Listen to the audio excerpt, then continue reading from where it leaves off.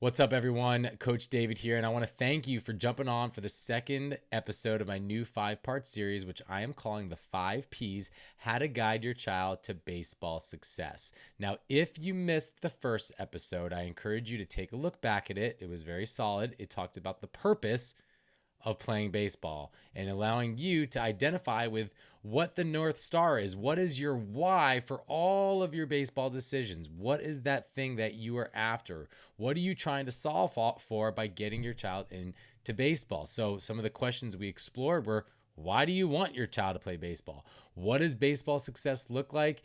And what is their current baseball skill level and interest? And then, lastly, what is the number one outcome you are hoping for? Because once you internalize that, have the conversation with your child, then it's the time to map those situations or those feelings or those emotions or that approach that your child has to baseball to the playing options. So that's what we're going to explore today. Now, for your playing options, you probably are well aware of what the options are, but what I'm going to give you is what you may not already know about youth baseball possibilities out there. So the ones that we're going to explore are Little League, club and travel ball, private lessons, camps, and clinics. I'm going to talk about the good, the bad, the ugly, and give you some recommendations so that you can map your child's goals to the existing playing options in your area. First off, Little League. Well, first off, I want to say I am a huge supporter of Little League. I played Little League. I'm sure my kids will play Little League. I had a wonderful Little League experience, and I still do lots of work with the Little Leagues today. Little League is awesome because it's community driven. You're going to have the families out there. You're going to have burgers flipping after games. Your kids are going to have an opportunity to play with their classmates and against their classmates. It just feels good. Also, Little League is fun. It's generally fun, or at least it should be fun. And you know what? It's somewhat competitive too. I think Little League has done a good job of making it somewhat competitive, and it's still a fun first program. The league structure is nice. It's very different than what you'd get in travel ball or in other just weekend tournaments. It's very similar to what you get in high school or college or in the game of life itself, where every game really matters and you ebb and flow with the ups and downs of the season. And lastly, the cost is fairly affordable. 100, 200, 300 bucks for an entire season. It's a really good value for getting your child outside and recreating. Now, here are some of the downsides. First off, the coaches, they're untrained and they're unscreened. Sometimes Little Leagues will train their coaches. They'll hire someone like myself, which I do these coaches clinics. They'll do that. It's great, but it's not a mandate from Little League International. There's also not a mandate to screen the coaches. So you're going to have coaches out there that have had no background checks. They may not have any baseball playing or coaching experience whatsoever. And then we are asking them to teach kids to do the most difficult thing in sports, which is such as hit a baseball. So that is one of the big issues. Next is there's level of play issues, meaning in a majors or a minors team, for instance, you may have a really, really high-end elite player that's bigger than a lot of the other players playing with some, beginners or more intermediate players. There's just large skill differences at each level. There's a huge focus on all stars, and that makes things very difficult for kids.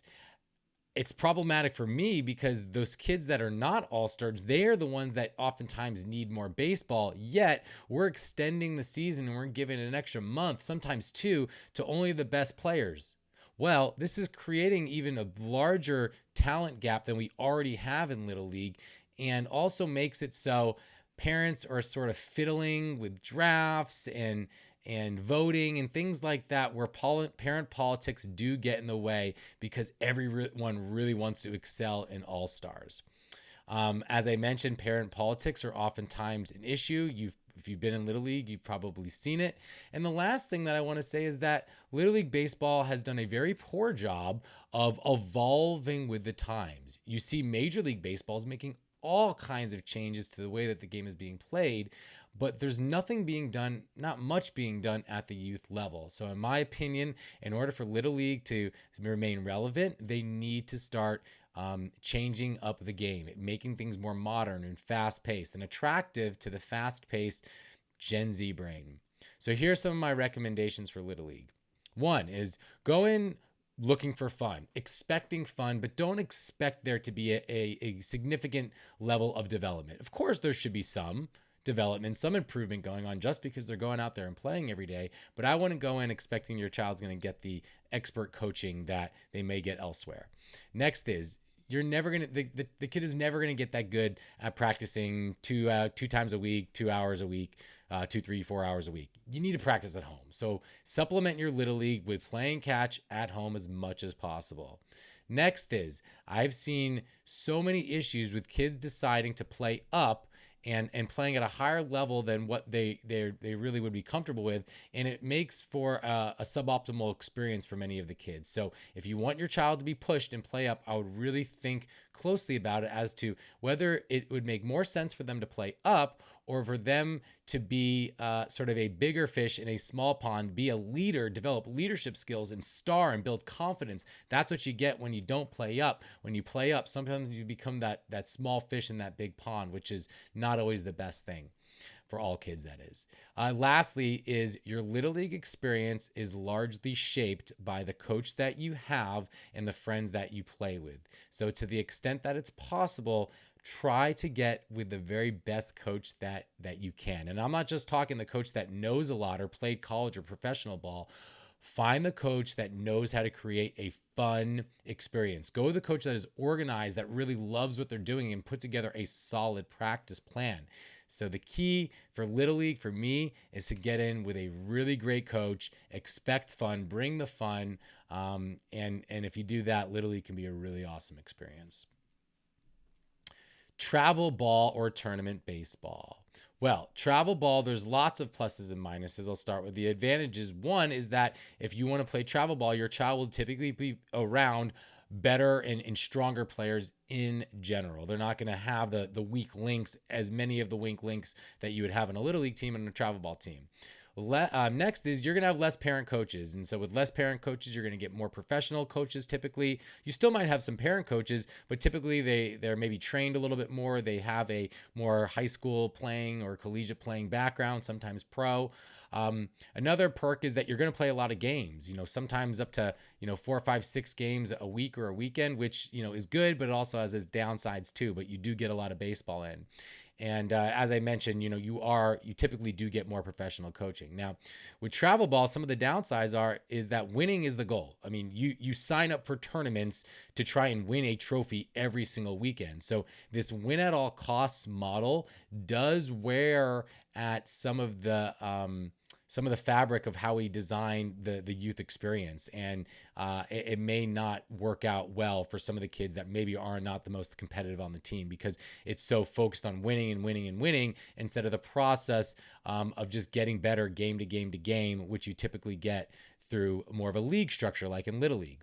Next is your schedule in travel ball is going to be totally unpredictable. I mean, we're talking about unpredictable locations, game times, unpredictable opponents. I mean, you might sign up for a low-level AA tournament and it doesn't fill, so they're just going to put you in the majors or AAA tournament where you can get beat 3 times in a row and have 3 games over the course of the weekend, and your child will get 5, 6 at bats, which is not very good. So the unpredictability is problematic as well. Next is, I said lots of games is a perk, but it's also, there could be a serious downside to it too. In fact, I know many collegiate coaches that will not recruit, or they will look elsewhere other than travel ball players. They don't want travel ball players, or at least that travel ball player that's been playing year round since they were 8, 9, 10, because they're more susceptible to burnout and their bodies are more susceptible to get hurt because they've just been put so much wear and tear on their ligaments and their joints throughout their years.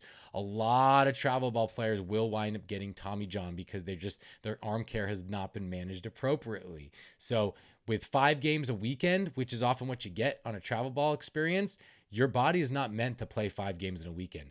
The professional athletes that have been training their whole lives and have the best strength trainers in the world, they don't play 5 games in a weekend. Why are we going to subject a 10-year-old to play 5 games on a weekend? He pitched on a Saturday, and we're going to throw him out there and catch games and play shortstop on a Sunday. Not good for their mind, not good for their bodies, and will cause some burnout. There's high costs. Whether you have to pay to play, to get in to watch your kids, you got to play for expensive bats and jerseys and uniforms. The travel ball team itself, you may have to drive and fly or stay in hotels. There can be some serious high costs. And also with a profit-driven model, there's not that handcrafted element that you'll get with playing in like a little league where they'll make decisions with the kids in mind first. Their decisions are made with profits in mind first. So you're going to be playing through rain, hail, sleet. It doesn't matter. 8 a.m. in the morning till 11:30 at night, maybe you're going to be playing games, because the more games they play, the more money they'll make. Lastly, there's no need to travel. At the age of 9, 10, 11, 12, 13, 14, we don't need to go to Arizona to play a team out from Florida. We can play a team from Gilroy in our hometown, and it's the same level of talent. You don't get any better playing a team from San Diego that you would from getting and playing a team in Redwood City. You just don't. There's good talent right around here in the Bay Area, so it's just unnecessary, especially at that age. So travel ball suggestions. First off, I don't believe travel ball should even exist before Little League. Why are we teaching 9 and 10, 11-year-olds how to take a lead, or how to hold a runner at second base, or how to hold a runner at first base? They don't need that. They need to learn how to field, how to throw properly, how to field the ground ball, how to support their teammates. They're just not working on the right stuff. So I think that Little Leaguers, there's no room for travel ball when you're 12 years old and under. Wait till Little League is over. Next there's all different types of travel ball. So make sure you find the right fit and the right level for your child. Super important. You never want to throw your kid in there with a team that's been around forever and they're going to be playing at the majors level. Your kid's never played travel ball. He's not at that level. So make sure you get in with not just the right program, but the program that's at the right level. When it comes to picking your travel ball provider, look for good human beings first. Super important. The type of organization leader that you'd want to babysit your kids, for instance. People that you trust, people that you know are going to put people before profits. Very important. If it feels slimy, if you're going to go out to a tryout and they're evaluating your child like it's some Division I showcase combine, that feels a little slimy to me. I would go in a different direction for sure and go with a program that's a little bit more kid-friendly and fun-friendly and focused on creating a meaningful experience with the kids and not just creating a winning program. And lastly is watch a practice. Watch how the games are run. Is it just the coach hitting ground balls out there, or are they really just giving quality instruction? Do they have a good ratio, or are they throwing out 2 coaches with 15 players? These are things that I would be considering when going to travel ball. What do we offer? Well, we don't do travel ball anymore. I did it for 5 years. It's something that I decided that I definitely don't want to be involved with personally, or my kids or my community in. So we do our speedball, our own version of youth baseball. It's different. It's something that if you want a little bit more, it's something a little more serious than Little League and get really quality instruction, but you don't want to go down that sort of that travel ball path where it just gets over competitive way too early. Check out speedball. In one speedball game, your child will get more reps than they will an entire weekend of travel ball. In travel ball, they might get 6 to 10 at bats. We get 6 to 10 at bats in an hour and 45 minutes in speedball. So go ahead and check it out. All right, next is private lessons. Private lessons, in my opinion, are absolutely imperative for actual development. When is your child going to get that one-on-one time? They're not going to get it at a Little League practice because there's usually going to be 2, 3, 4 coaches out there for 12 to 14 kids. They'll get 5 minutes in one-on-one time. The private lessons are imperative. I think that more kids at the age of 7, 8, 9 need to get a private lesson or 2 or 3 just to get the foundation down before they embark upon 3 to 4 years of practicing bad habits. So if you're starting your child out in baseball, bite the bullet, spend $200-$300, get a few private lessons to get them understanding how to swing and throw and field ground balls properly on a one-on-one basis so they're getting individualized instruction. Next is in a private lesson, you get lots of reps, lots of instruction, more in an hour than you'll get in a few practices. It allows you to build confidence and you could ask questions and get a better understanding of where you are at, players, or where your child is at. Now, there are some things that are not so great about lessons. Well, it's not game-like. It doesn't replicate what it's like to be in the box versus a real pitcher with all the fans out there with the game on the line. There's nothing that can replicate that. There are also very many mediocre instructors out there, those that are just not that great at teaching. And I can usually identify those because they throw a lot of batting practice during their private lessons, but they don't do much teaching. Anybody can throw batting practice. Well, not anybody, but a lot can throw batting practice. It takes a lot of skill to be able to allow kids to feel how their body moves and to think about things in the right way and to connect the dots. So make sure you're finding a good instructor. And lastly, they can be expensive, but I often do think that they are worth it. Private lesson recommendations is do them. But most importantly is never do one and be done. You got to do multiple. I'm talking at least 2 to 3. Show your child, demonstrate them what it is like to focus on the process over time, to get 10% or 1% better every single time you show up at the lesson. But when we take them to one lesson, we're showing them that we're looking for a quick fix. And in the game of life in baseball, there's really no quick fixes. Development and improvement is by focusing on the process over a period of time. So be proactive and not reactive. I get all my private lesson requests in March after the kids have a few games and the parents are pulling their hair out. They're like, why is my kid not getting hits? Well, they weren't prepared to begin with for the season. And so now you're going to get them lessons and maybe they'll be ready for the end of the season and they'll be at their best. But the goal is to get them at their best for the start of the season. So my recommendation is get 2 to 3 lessons right at the start of the season. And then also for those coaches that are coaching kids and they've been having them in doing lessons with them for 2, 3, 4, 5 times, maybe these kids are 11, 12, 13, they need to be leveraging technology, whether it be a blast motion, a HitTrax, a Rapsodo, a K-Vest. There's all sorts of stuff out there. I would even consider a slow motion video camera on the iPhone good technology that should be leveraged to help develop players. The naked eye can only catch so much. If you really want to hold yourself accountable as a coach, you're going to leverage the latest and greatest technology. So I always make sure if I'm going to sign up a kid for a lesson and I'm going to give a parent to a coach, that coach is going to be leveraging technology in their lessons.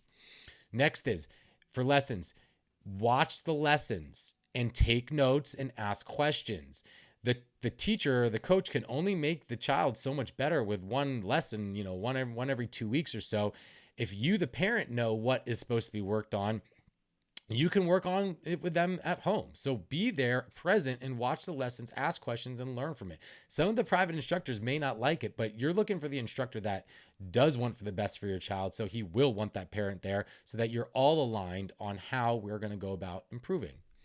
And then as I already mentioned, just if you're doing lessons, it's like maintenance on a car. You're not just going to take your car in for one oil change over the course of a year or two. Same thing with a private lesson. You're not just going to do it one time. You need a maintenance. So private lessons are like maintenance. Take your kid in to get some swing cleanups from time to time.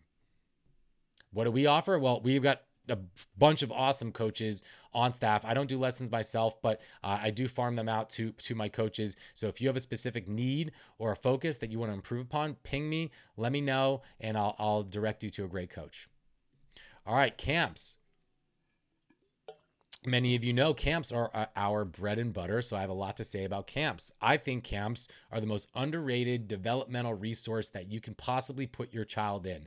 The fact that you can get 6 hours of baseball in a day. Think about this. You can get 6 hours times 5 days a week, 30 hours of baseball in 1 week of baseball camp. That's like an entire season of practices. How cool is that? So if you want your child not just to get better at baseball, but fall in love with it, send them to camp. Camps, when you're signing your child up for camps, don't look for development. I'm sorry, but you're not going to tell me that there are camps out there that genuinely develop skills like you would in a Little League practice. Yes, or in a travel ball practice. Yes, we develop skills at Legends baseball camps.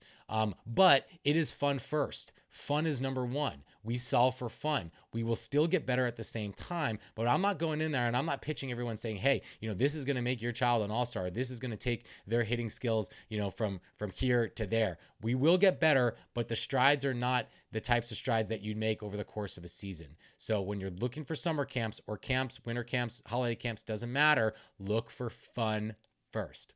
Next is camps are great because you can play with friends. They're great because you're out there all day and you get lots of exercise. But like I said, the downside is that they're not always developmental. Sometimes they are money grabs, meaning that if you have anything greater than a 10-to-1 coach to kid ratio, that's probably a bit of a money grab. They're throwing a clinic up there because it's better money for them than a private lesson, and they can take 10, 20, 30 kids at once, put 2 coaches out there, and it's like they just did 20 to 30 lessons at once. So pay attention. You should be looking for camps that have somewhere around a 6-to-1 player to coach ratio. Anything more, they're just not going to get the level of supervision and instruction and attention that they need to make it a fun, worthwhile, and meaningful experience so that they're getting tons of repetitions like you would get at a Legends camp, for instance. And lastly, with camps, it's just sometimes it's tough to get information on them.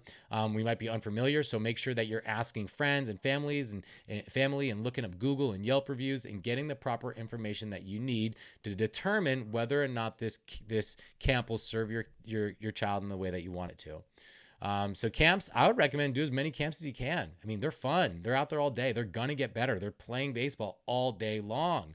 Try to do them before the season. It's a great warm up for the season. Again, look for camps that are fun first, and stay away from any camps that are supplemental to another program. For instance, if you're a travel ball organization, or if you're a college or a high school and you're doing a camp, I would beware of those.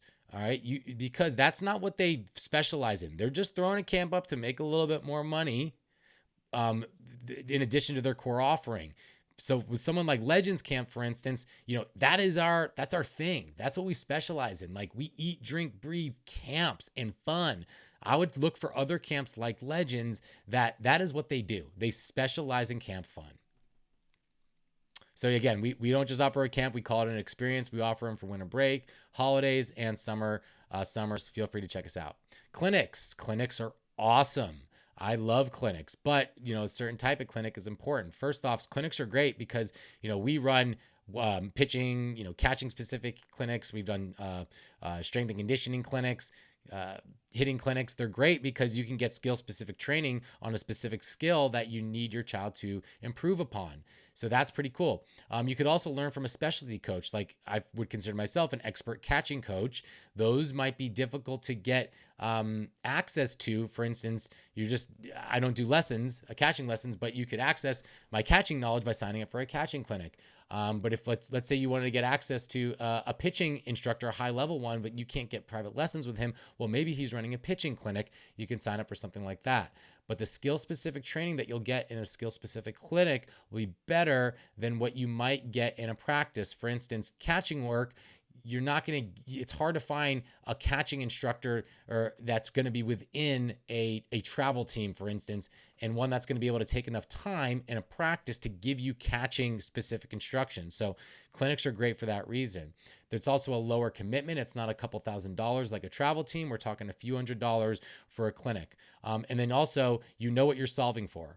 You're solving for development. So look for clinics that provide quality development and ask questions, ask friends, ask for recommendations for what's worked for other people. But some of the downsides are, again, if you have one speaker with 30, 40, 50 kids and parents, the ex-pro or the pitching coach for the Astros or whatever, for me, that's a big money grab. We know that skills are built over time. We know that Gen Z doesn't learn by long lectures or videos or anything like that. They learn by doing. So the time that we spend or money that we spend signing up and listening to a speaker or a one-day clinic or a 2-hour session where we're just sitting in a seat, the kids are not going to retain that much. It's really not going to move the needle as far as their development. So I'd make sure that you flag those and stay away from those ones that have poor ratios, or they're just bringing in a speaker. It might be interesting, but is it really worth your time and dollars? Not sure.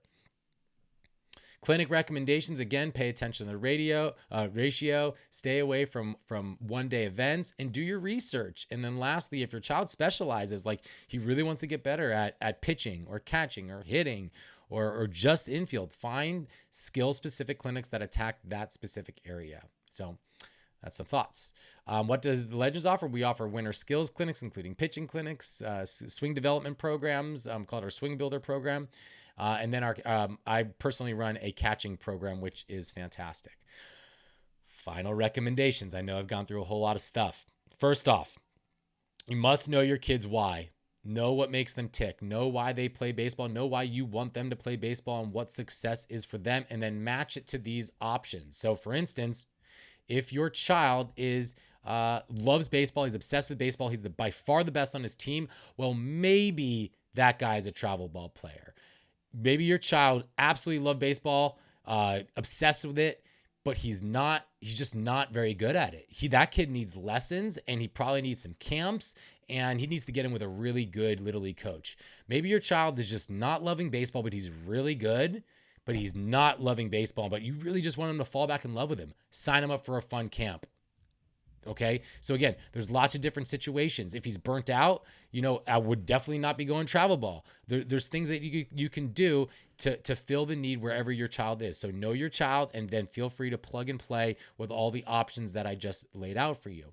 Other final recommendations is no travel ball until Little League is over. I just really feel strongly that you're setting up your kid for long-term failure if you have them playing too much travel ball before Little League. Now, that's not, it's not a end-all be-all rule, but I do in general feel that kids at the young age should have a diversified portfolio and playing all kinds of different activities and sports so that they're not getting burnt out and burning out their ligaments and joints by just playing baseball only. Next is find ways to make baseball fun for your child. Play catch with them and make it really make it game-like. Have them visualize. Watch baseball on TV. Go to games. Collect baseball cards. The more that they're into it and they're loving it and having fun, the more they're going to want to practice and play it and stay in the game beyond the age of 13, which is ultimately what we're trying to do in general, is get them to be baseball players beyond the age of 12, because we know that 90% of those kids after the age of 12 in Little League, they will quit, which is really sad. Lastly, get 2 to 3 private lessons right as the season is starting. Thank you so much for watching this session today. I know it was a longer one. I hope you got some value of it. If you have any questions whatsoever, please feel free to reach out to me at david@legendsbaseballcamps.com. I love coaching. I love coaching coaches. I love helping parents make better decisions for their child's baseball career. So feel free to reach out and don't be a stranger. In the next video, we're going to talk about the plan. We're going to talk about tying both of our first sessions together, but then creating a detailed plan for your child's success and a shared vision so your child can have a happy, meaningful, and transformational baseball career. A career that makes a difference, not just in their immediate, but some that they're going to be acquiring skills and expertise and confidence and things that they can take with them, not just on the baseball field, but to every single walk of life. Thanks so much for watching today, and be legendary.